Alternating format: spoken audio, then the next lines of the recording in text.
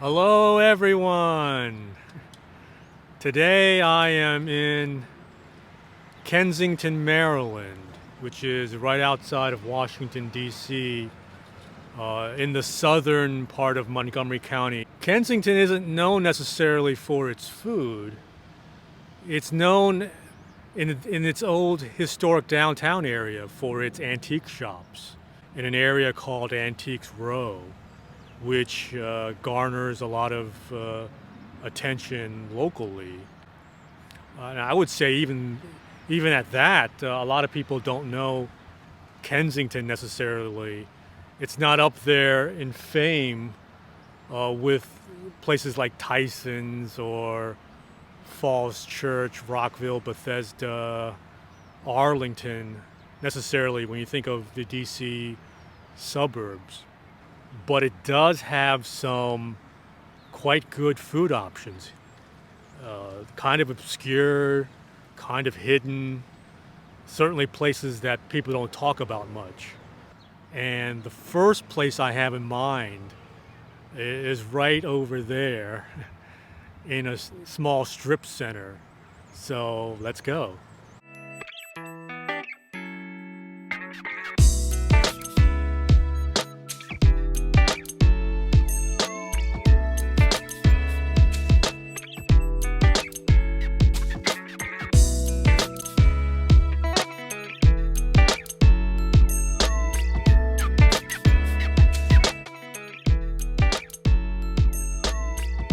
So before digging into the food, let me just say a few words about Buns N Rice. It's kind of like a Korean deli slash cafe, but don't think Korean soups, Korean barbecue with the grill in the center of your table, tofu soups, pork neck stews, kimchi stews. Don't think of that stuff. What I have is kind of like updated Korean eats. And so I got a few of their popular selections. They have a section on their menu called popular items, and so or specialty items. So this is what I focused on.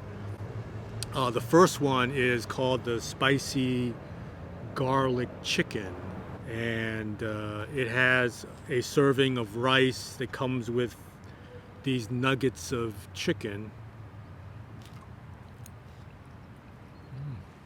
So it's not intensely spicy at all. It's just mildly spicy.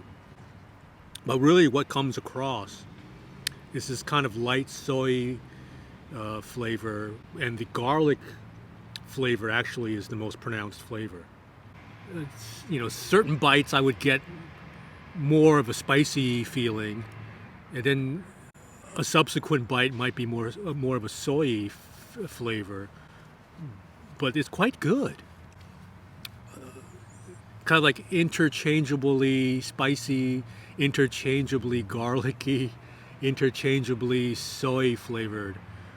These are some good nuggets. Okay, with the pork bao buns, you kind of have to get in there with your hands. You have the standard clamshell bao that you see in a lot of places.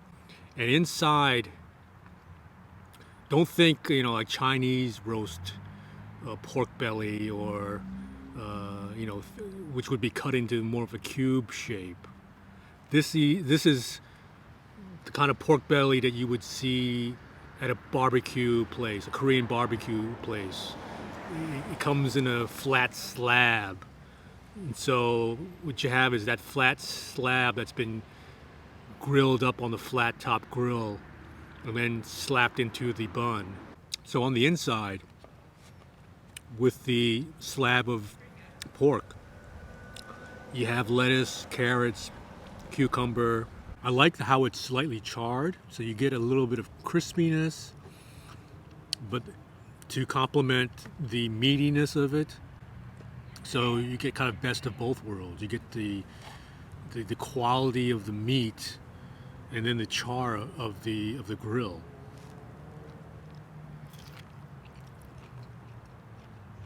Okay, and the last item that I got is the kimchi pancakes. And one order comes with 3 large kimchi pancakes. They don't have any right now in jars, but they do have the kimchi, the in-house kimchi, in the kimchi pancakes. And the kimchi pancake order comes with this kind of soy-based sauce. It seems like some sesame seeds and some chili flakes floating on the surface. Let me try it dipped into the soy chili sauce that comes with it.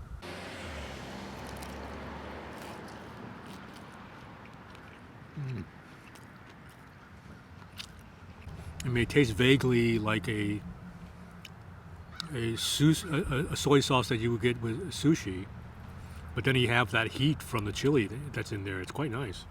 So the kimchi is quite bright and flavorful.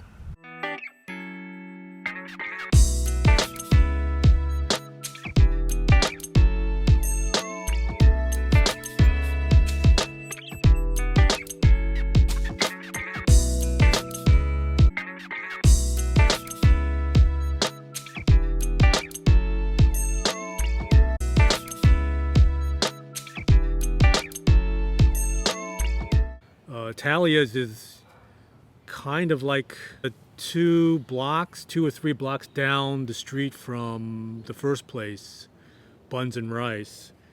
It's a little mom and pop restaurant that features Mediterranean food with a heavy Greek influence.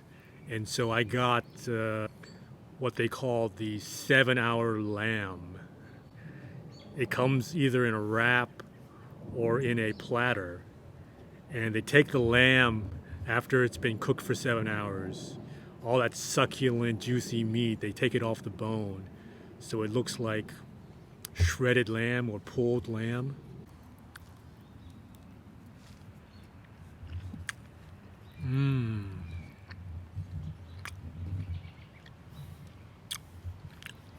That's good lamb. You really taste the meatiness and the freshness of the lamb. This is quite succulent lamb.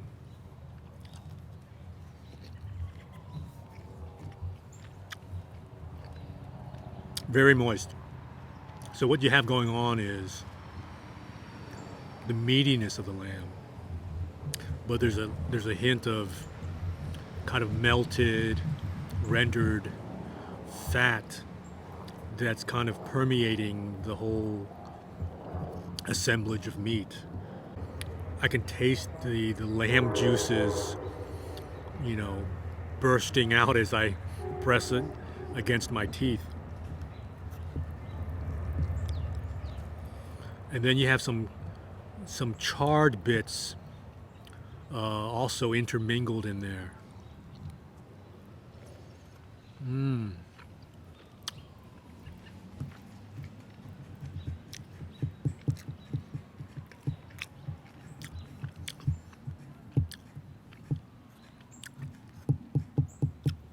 7 hours? I wouldn't doubt it at all. Some labor, some love and devotion went into this lamb. I mean, it doesn't become this this tasty and this delicious by accident.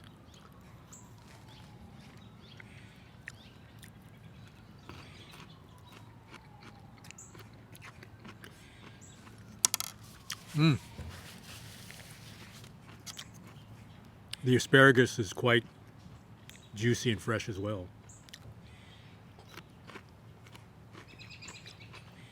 Quite snappy, quite bright.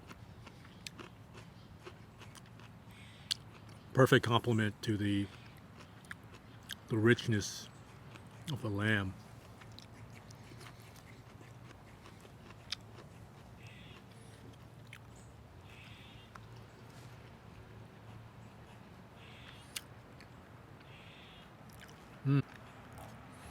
The potatoes are cut into little pieces, almost bite-sized. Quite soft, starchy,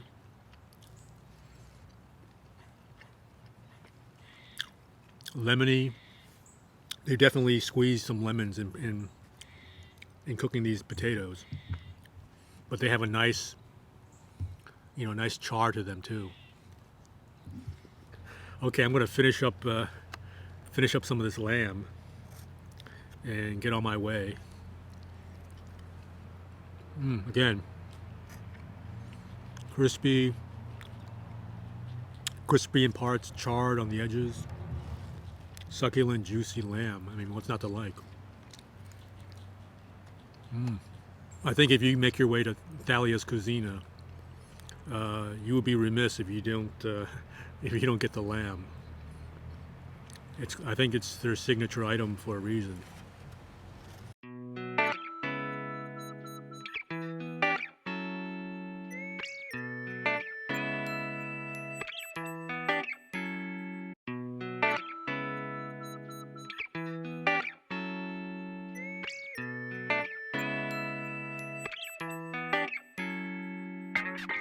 So most of the shops down here are selling antiques and other commodities, and there's not a whole lot of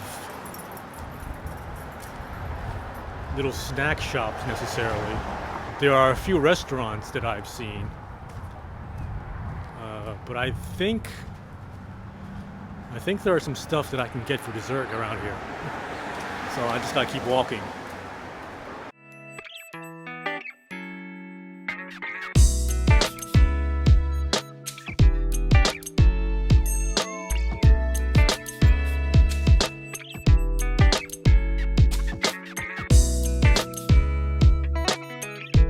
Okay, so as it turns out, Potomac Sweets is more or less a bakery.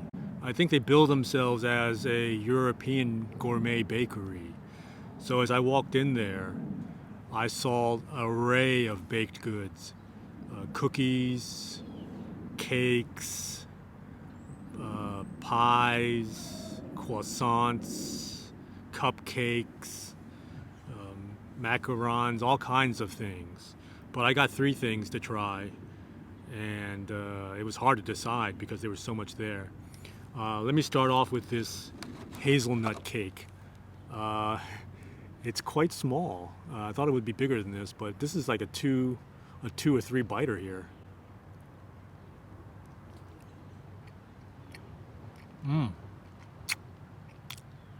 Moist, firm, but the flavor is bursting. They had a few croissant selections. I decided to get what they call the mixed berry croissant. It has blueberries, raspberries, and strawberries on it. It's quite a hefty, kind of circular looking item.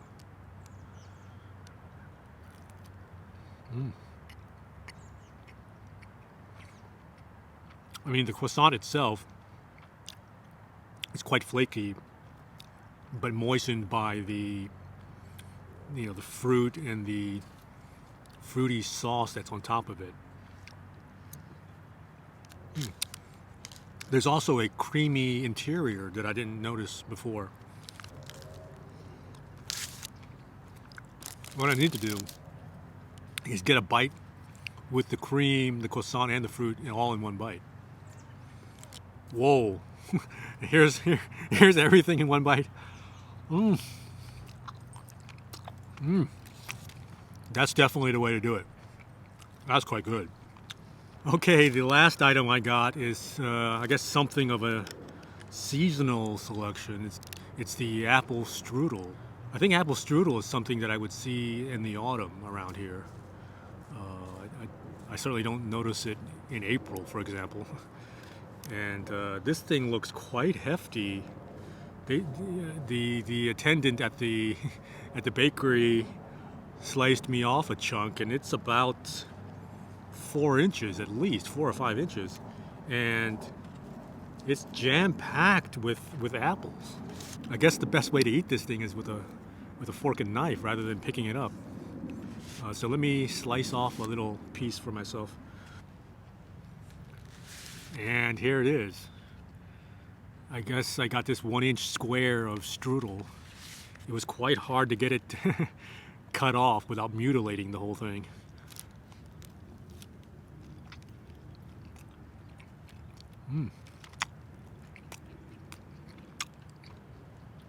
It kind of reminds me of apple pie, but with a gentler pastry exterior, not as flaky.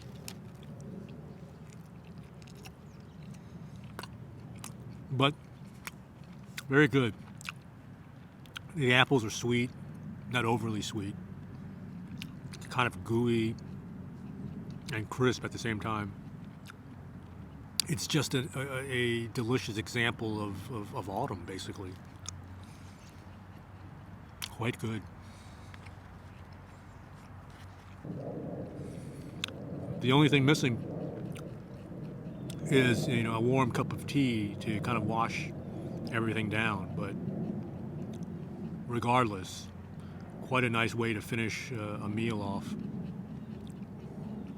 Every metropolitan area has a place, I think, like Kensington. Kind of overlooked, maybe a bit obscure, but there's nice food in these places. There's certainly good food in little nooks and crannies like Kensington. Known for its antique shops, but nonetheless worthy of a pit stop for its food. I mean, it just goes to show that some of the smaller towns, towns and hamlets in large metropolitan areas have something to offer as well, not just the better known places. So I appreciate what Kensington has to offer. If you get a chance, if you're in the DMV and you have an opportunity to come by Kensington, certainly come by and look at the antique shops.